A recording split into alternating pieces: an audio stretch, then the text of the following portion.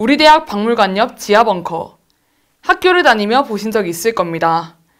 오랜 기간 방치된 모습에 용도를 궁금해하는 학생들도 많았는데요.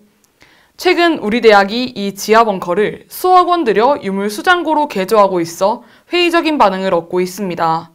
송채은 기자가 보도합니다. 60년 이상 방치돼 음산한 분위기를 조성하던 박물관 옆 지하 벙커. 지난 1월 우리 대학은 발전기금 8억 원을 들여 이곳의 리모델링 공사에 돌입했습니다. 공간을 개조해 박물관의 유물을 보관하는 수장고로 활용하겠다는 겁니다. 공사가 진행되고 있는 지하 벙커 앞입니다. 우리 대학은 이 벙커를 350제곱미터 규모의 유물 수장고로 만들기 위해 다음 달까지 공사를 이어나갈 계획입니다. 기존 우리 대학은 박물관 유물을 박물관 별관에 보관하고 있었는데 별관을 개방형 공간으로 새롭게 조성하려는 구상에 따라 벙커를 대체 보관 시설로 마련하겠다는 겁니다.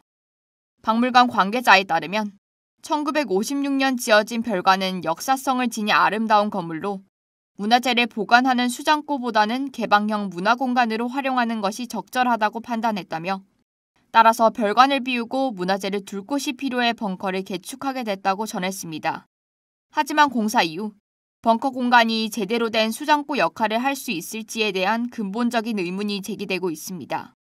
문화재를 온전히 보관하기 위해 가장 중요한 건 공간의 온도와 습도인데 수십 년 동안 방치된 지하 벙커에서 온도와 습도를 지속적으로 유지하려면 막대한 비용이 예상되기 때문입니다.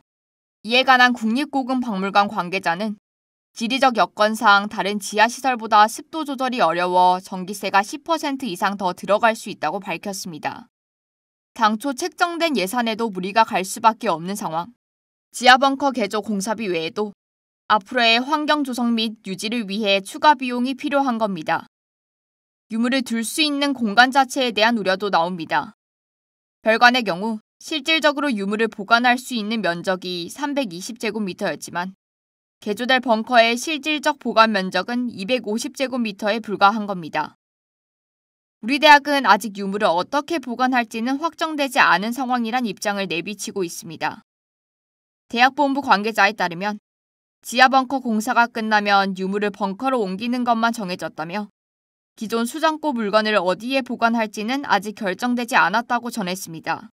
상황이 이렇지만 기존에 유물이 보관되던 박물관 별관은 지난해 5월 공사가 끝난 후 9개월 넘게 구체적 계획 없이 비어 있습니다. 박물관 유물을 둘러싼 총체적 난국에 각종 우려와 회의적인 반응이 나오고 있습니다. PUBS 뉴스 송채은입니다.